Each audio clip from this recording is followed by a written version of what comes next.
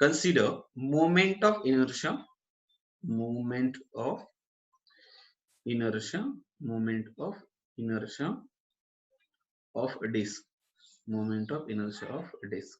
So this is the nothing but a first point of the discussion.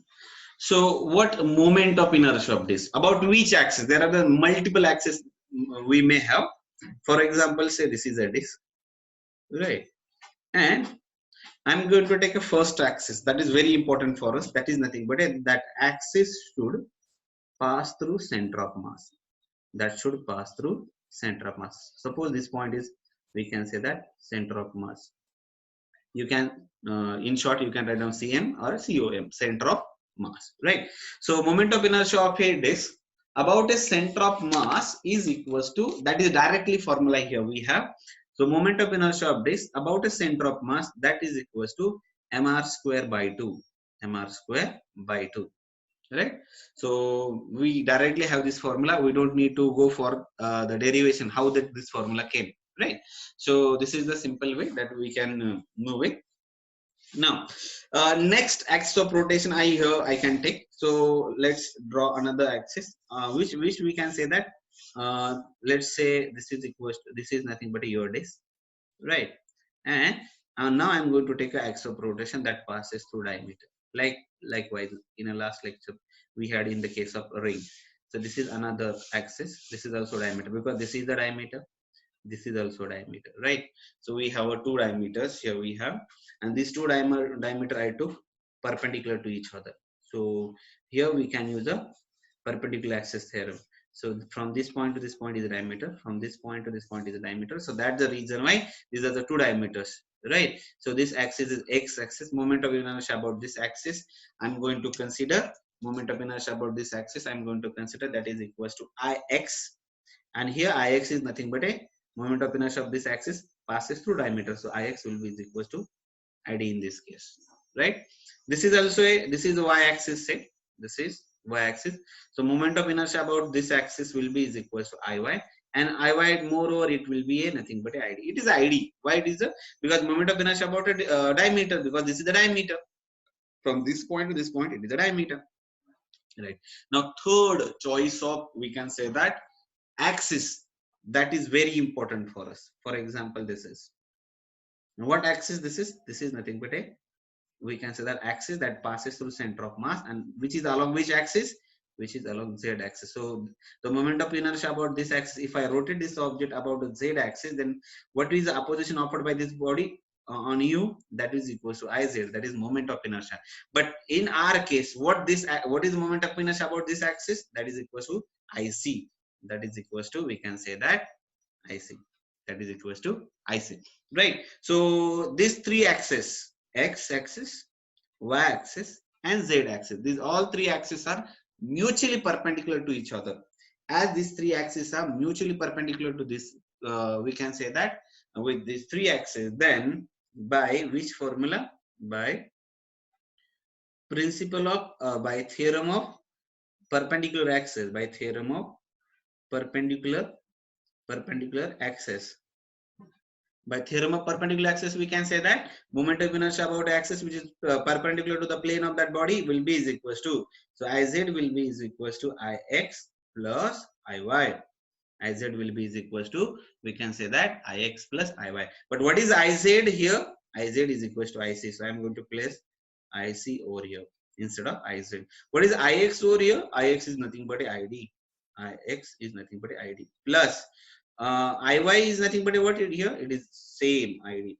Now Id plus Id, it will be, we can say that, twice of Id. Id plus Id, it will be twice Id, and Ic will remain as it is, right? This 2 is multiplied to the Id, and we wanted to calculate Id, so take a 2 to this side, right? So Id will remain as it is. So 2 will get divided to the Ic. 2 will get divided to the Ic, right? Now what will be our next step? Id will be is equals to, Id will be is equals to, what is there? Id will be is equals to, put the value of Ic from this formula, right? So Ic divided by 2. Ic is what? That is mr square by 2 divided by, we can say that this 2 divided by this 2. The value of this is nothing but a value of this Ic. right? So a upon b upon c, but this is not like that. Whenever we have such a thing, whenever fraction in a numerator, then the denominator of numerator will go to the denominator. So what will happen, this mr square will be as it is, and this 2 will get multiplied this 2, right? This is the 7th standard mathematics, right? So id will be is equals to mr square by 4. So this is nothing but a moment of inertia of a disk about a diameter. Moment of inertia of this about diameter. Now let's move towards our next topic, that is moment of inertia of sphere. Moment of inertia of sphere about an axis, passing through its center of mass, Right now we have a solid sphere. There is a moment of inertia of a hollow sphere also, because there may be the sphere could be a hollow one, but I'm going to consider that sphere is a, we can say that rigid one, that is a solid one, right? So moment of inertia of this, if this is the point center of mass, that point is center of mass, and now I'm going to consider axis of rotation that passes through center of mass. That means you can take axis like this, you can take axis also like this, you can take axis also like this, you can take axis like so like this, but that axis should pass through center of mass. That is the case. So whenever that axis passes through center of mass, it passes through ends like this also. What this distance called as, this distance is nothing but a diameter. So that time we may say that the moment of inertia of the sphere about a diameter is equal to moment of inertia of that particular sphere about a center of mass. Both are same. If somebody asks you what is the moment of inertia of a sphere about a diameter, then that means what you answer, you need to answer the value of a IC, right? So what is the value of that IC here? Okay, so IC will be like this. Directly you have a formula. IC of that particular sphere will be like this. IC will be is equals to, that is 2 by 5 mr square. 2 by 5 mr square. This is a fine. This is nothing but a value. You don't have any proof of this particular point, right? So you just only note down this. So this is nothing but a, we can say that moment of inertia of sphere about a axis of rotation. Directly we have formula. We don't go into the detail that how that formula came, right? So don't no need to derive that formula right now. Let's take a next point of today's discussion. What is the next expression for angular momentum? Expression for angular momentum. Expression for angular momentum of rotating body. Angular momentum of rotating body, right? So angular momentum of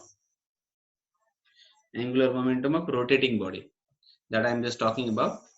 So angular momentum of rotating body, that means what is the, by what letter it is denoted? It is denoted by letter L. In okay, someone have a certain doubt. Okay, काही लोकांना doubt वगैरे आहे इथे. एकच minute पुन्हा repeat कर.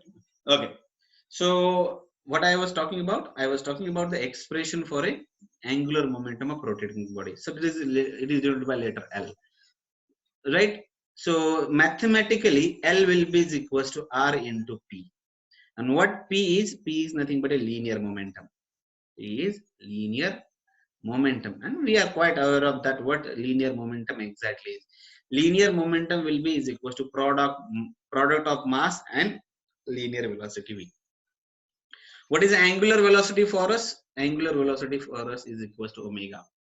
So we need to find out the relationship of L, omega, and maybe another quantity maybe we have. So but we have a L is equals to R into we can say that R into P.